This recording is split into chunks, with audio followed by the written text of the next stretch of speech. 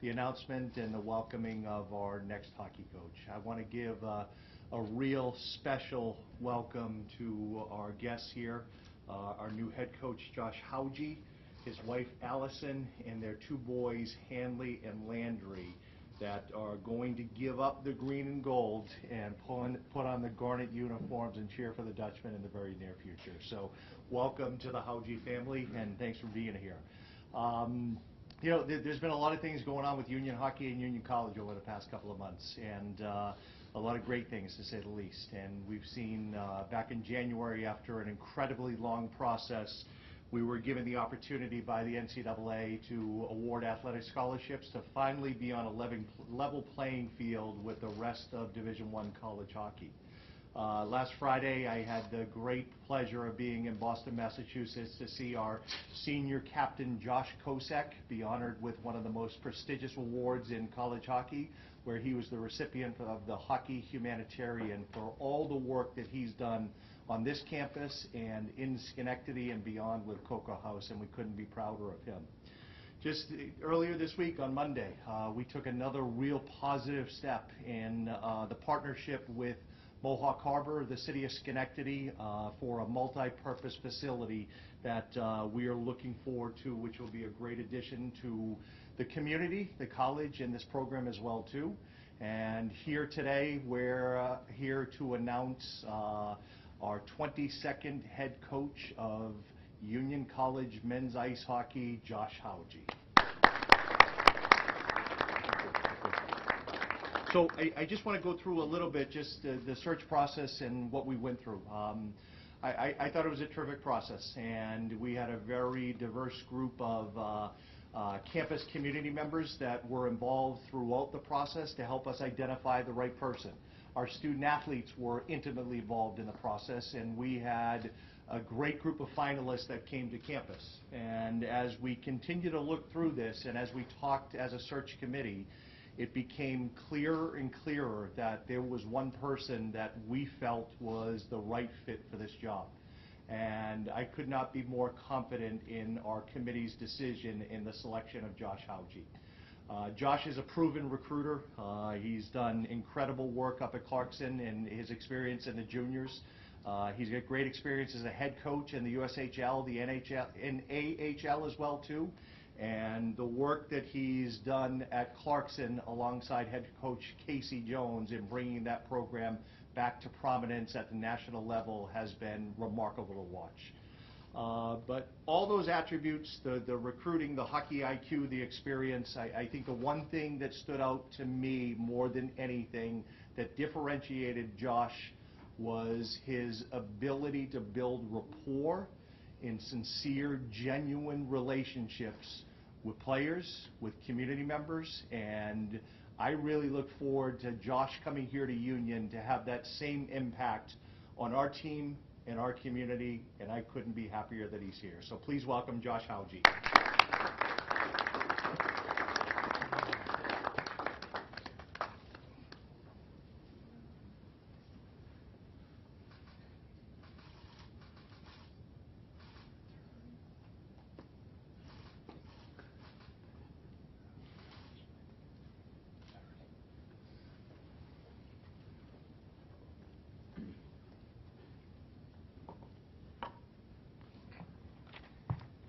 Appreciate everybody coming out here tonight.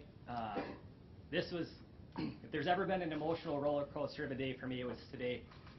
From last night when I got the call and we finalized all the details to this morning having to go into Clarkson's locker room and letting a bunch of great young men know, hey, it was time for me to move on, and that I was excited for my next journey. But they got me there, and like I owe those guys so much in that Clarkson locker room, but then to be able to come here today and to be able to talk to this group, these players that are going to give me a chance. And I'm not asking them right away to say, hey, I'm going to buy all in, I'm going to earn that from them. I'm going to ask them to give me a chance, and I think I can earn their respect and earn their trust, and that's what we're going to try to do. And it's going to take some time. It's going to take consistency from me, and then it's going to take proof. So I just got to keep doing that, and I think eventually that's what it takes to earn trust, and that's how we'll do that. I personally just want to start off by thanking the search committee, and especially Jim for giving me a chance. I think when you take a look at an athletic director, you got to be in line and have the same vision, and I believe he's going to be right there with me every step of the way, and I'm excited to work with him. I had the chance to speak with President Harris, and he was electric. When I got off my Zoom with him, I knew he had a chance to be great, and I could work with him, and I was just super excited about him. I thought he was a lot of fun, and just excited to where he's taking Union College. And Vice President Francie Brown McClure, just had the chance to talk to her, and want to thank her for giving me this opportunity as well, along with every other committee member that spent time with me along the way. I wouldn't be here if it wasn't for Clarkson University. So I do want to thank Scott Smalling, Ben Gable, Laurel Kane, and Josh Bartell, key members of the athletic department there, Robin Howard, and then Casey Jones. Can't say enough about Casey. He gave me a chance. Never been a head coach, or never been a college coach before. He opened up his home to me, gave me a chance, and let me make hard decisions there. So really thankful for Casey, Mike Towns, Brent Brecky, Phil Waugh, just the partners I had at Clarkson, all great people, and I took a lot away from all of them. My time in the USHL, I'd like to thank the ownerships of Tri-City and Fargo, in Fargo especially, Byron Poole. We were at a tough time when we went to Fargo. I was in the hospital with Hanley. Had just had a neonatal stroke, and he showed up right away and said, "Hey, we want you to come to Fargo. We want you to be a part of our staff." And like to me, I can never say thank you enough to Byron and John Marks for opening up their team to me there. In the North American Hockey League, I spent time up in Fairbanks, Alaska, and Rob Profit, a staple for me of people. He taught me what it takes to compete. He taught me what it takes to be a true professional in this business, and it's not easy to have hard conversations, but if you want to be a leader, you have to do that. So really thankful for everything that Rob Profit did for me. And then for me, where it all started was the Twin City Northern Lights. Started as a junior B coach, just fresh out of college, and Stephanie and Ross Smith gave me a chance. Somebody had never coached before. They gave me a chance to run a program, make mistakes along the way, and I had the ability to do it with my best friend, Eric Fink. So had a lot of fun together, and it's fun to see how we've kind of climbed up the ranks. Now he works for the Carolina Hurricanes, and I'm fortunate enough to get this job. Throughout all that time, so many players. We're counting on the way here how many years, and you're getting a little older when you have to count with your 8-year-old how many years you've been coaching, but it was 20 years. 20 years worth of players, and so many of them have reached out today, and it just means so much. The fact that I stay in contact with so many of them still reach out and tell me about their life after hockey. Hockey is extremely important. It's why I know all these people, but our relationships that we've built go way past hockey. And to me, when I was walking around Union, that's what I felt. Felt that this was a spot where relationships matter, and that you can get to know people, and they will get to know you, and you can build something way, way bigger than anything you can if you're just a hockey team showing up at the rink. I'm excited for our guys to improve in three areas: athletically, academically, and socially. I think athletically, we have enough in the locker room to be competitive and win right away. It's not going to be easy. No one's going to give us anything, but we're going to get after it. We're going to compete, and we're going to have fun when we do that. Those will be staples of our program. We're going to go to the rink, and we're going to work. We're going to be held to a standard, and everyone will be held to that standard. Whether you're number one on the depth chart or you're the guy that's just competing to get in the lineup, you'll be held to the same standard. No one will be given anything. You will earn what you get, but again, we're going to have fun along the way. Academically, this is a great institution, and I think the fact that I get to come here and give people the ability to go to a school like Union College is a tremendous responsibility and something that I'm so excited to do. Because at some point, your hockey career is going to come to an end. But that degree will be with you forever, and it's going to carry you a long ways. I've had former players that have went here and just, they're still playing, but what they talk about, the academics and what it's done for them, like, they're going to be set up whenever their pro careers end. And that's what we're looking for, and that's what I'm proud to recruit to. And then again, just socially, the ability to interact with so many different people. What Josh Kosak did is, it's impressive. And to be able to shake his hand at the end of his season and tell him that, like, I'm looking forward to be able to do it here in person, because like, that's what you want out of players, and it says a lot about the group. And I'm sure there are a lot of players that are in this room that were with them along the way. So I'm really excited, and I think at this point we'll open it up to any questions.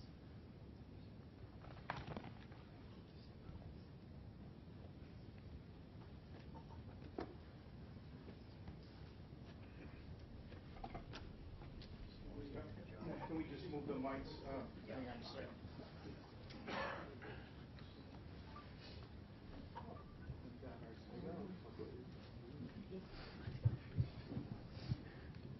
How'd I do?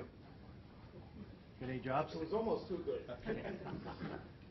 Josh, you're coming into a situation here where, Jim talked about a new rink, athletic scholarships, but also you have to deal with several players entering the transfer portal.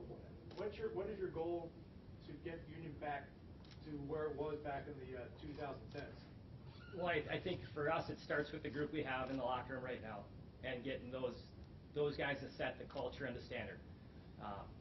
I mentioned to them when I was able to talk to them on campus that I don't know how far we're going to get this year. I can't guarantee them anything. I can't make any promises. I'm not telling them we're going to have an undefeated season. We're going to be lifting up a trophy at the end of the year. But Union College will, and it's going to happen, and they're going to set the foundation for it. And when that time comes, and when it does happen, hopefully it's this year, but if it's not, they're going to be my first phone call, and I'm going to thank them for setting the standard. Josh, when you played these guys in the quarterfinals in Potsdam, two really hard-fought overtime games, what did you think of that game at the time, and did you know at that time that you were going to apply for the job and go for the job? Well, I was hoping to have the ability to apply for the job and be in the mix for that. I thought they competed extremely hard. I thought they actually deserved a better outcome in Game 2 for sure. So yeah, I had a lot of respect for their compete level, and I don't think there's ever been a time when we've played Union that they didn't compete. That has been a staple of the program and something that I've always respected of Union College. What attracted you to this job? Just what does kind of culture mean to you, and what does that kind of look like for you as you kind of set a new culture for Union men's hockey? Well, I think culture is just being connected with a group of people in any sort of way. I mean, I think hopefully we start using the same verbiage and lingo as we go, because then your culture is actually taking shape. But I think there's going to be some things that that won't change. Like, they know how to work. I saw that last year firsthand in the playoffs. So much respect for the group and how much they competed. I think it's just going to be a fresh start, and the ability to kind of bring in something different. Sometimes change. I'm going through it right now. Change is really hard, but it's great, and you got to embrace it and you got to go with it. What attracted you to the show? I love where I was at. Like, I love Clarkson. I was extremely invested into the community. It was a really hard talk to have with the boys and my wife and tell them it's time. But this university or college and the ability they have to help kids academically and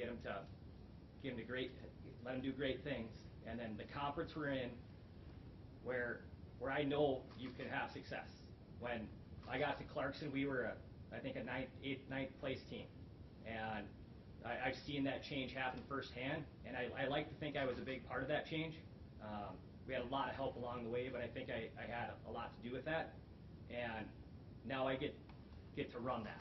And I think 5 years ago, this job, as crazy as this sounds, isn't as appealing to me. It's because I can put my stamp on it, and I can really run with it right away, and We as a group are going to do that, and the players will have input. I will make the final call, and the coaching staff will go out and deliver the message. Coach, what have your interactions with some of these guys, your players, been like? I know you haven't had much time, but to get to know some of these guys. Yeah, I'm hoping to get to spend more time here this weekend with them and get to know them a little bit one-on-one. Everything has been really as a group. It's been a lot of me talking at them. Hasn't been a lot of interaction. So I'm excited to hear where they're at. I know some guys, again, like change is going to be difficult, but I'm excited to see how I can help them improve the program and how I can make a difference in their career. I have been extremely impressed with just how they've carried themselves throughout this process and the questions they've asked. What's the staff going to look like? I know John and TJ are here in the room here, so have you had a chance to talk with them? I did have a chance to speak with them for the first time here just probably about an hour ago. First off, I just want to make sure that they were doing all right. I think this is a tough situation for them, and I want to be respectful to them because I think they're both great coaches and they did a great job down the stretch. I thought they did outstanding, and I want to give them their time. I want to give them their space, but I want to talk with them, and I kind of want to see what they think. And it's a difficult situation, but I think a lot of both of them, and we'll kind of go from there. How would you describe the way you kind of relate and communicate to players, young men? Well, I like to think that I'm approachable and that I can have hard conversations with them, with at the same point having empathy and being able to put myself in their shoes. I've been fortunate enough to be a top player on a team, and I've also been the worst player on a team before, so I've been in both spots. And sometimes I think players are valued based on what they bring to a hockey team, and I think that everybody brings a lot to a hockey team, and whether or not you're in the lineup scoring a big goal or making a big save, you have impact in the room. So I think I treat everyone with respect, and I don't care kind of who you are. I care how you do things, and I want to be a leader. I want to be a role model. I want to be someone that they can look to the way I interact with my family and my kids, that that I do things the right way and that they can hopefully respect. What kind of things did you learn about running a successful program from Coach Jones at Clarkson, especially over these last couple of years? Well, I think sometimes so many of us, we just want to keep delivering our message and pounding the fists on the table that we got to do it this way, we got to do it this way. And there are times where you got to pull back a little bit, and you got to give them a day off or give them some rest. When I was in junior hockey, I was a lot harder on my players as far as we went hard all the time, and whatever we were doing, it was, practices were extremely long. I think Coach Jones does a great job of pulling back from time to time. He lets players play. You can make mistakes out there. It's going to happen. You're gonna have a puck bounce over your stick. You're gonna misplace sometimes, but your effort's gonna be there when you're going, and your focus and your attention to detail is gonna be there. So again, if a puck bounces over your stick, okay, we're never gonna yell at a player for that. That's a mistake that happens, and it's okay. Now, if you decide you're not gonna back check or you're not gonna work back 200 feet, now we're going to have an issue, and that's when you're going to sit down next to me. So I think Coach Jones does a great job with that. What piece of advice did he give you when you told him you're taking this job? Take the job. Immediately. Take the job. He's given me so much advice over our 7 years that it wasn't anything other than that, and I think I think he wants the best for me, except for a couple times a year. They say only 59 Division I head coaching jobs, I think, Josh. I mean, just to work to this point and get one of those coveted jobs, what's going through your mind? How emotional a day is this for you, reaching this? I'm pretty sure the boys thought I was going to cry here today, because it's been a really hard day. It's so exciting, but just to have the amount of texts and the people reach out to you during this time, you forget how many people really helped you along the way. And when I started, I never thought I was going to, when I got to be a Division I assistant, I thought that was going to be it. And now to be a Division I head coach, I mean, it truly is a dream come true, and it's something that I never thought would happen. And it really isn't even a dream because I never thought that it actually could happen. So 20 years ago when I started, we joke about this a lot with Eric Fink. We got done with warm-ups.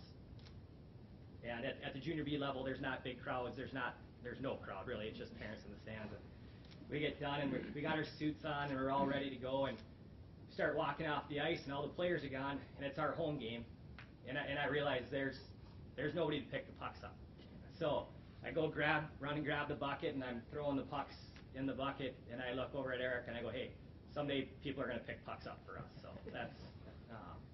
that's kind of where I came from, and I'm okay picking up pucks. I'm okay picking up trash. I'm okay doing whatever it takes. You mentioned, we talked earlier when you're driving down here, your birthday's on Sunday. I mean, how big is this for you to get this job 2 days before your birthday? Oh, it's 5 days ago. So 5 days ago, yeah. okay. So when we're kind of going through it, the boys asked me what I wanted for my birthday, and I said I want the job. That's what I want. And again, it was a little bit of a roller coaster on whether or not I would get it, but extremely excited that I did. And you sort of give yourself limits to when you think you have the ability to get a head coach or to be a head coach. I thought I was getting close to it. I don't know how close or far away it was at the time, but I felt like I was getting near it, so I just was hoping for the chance.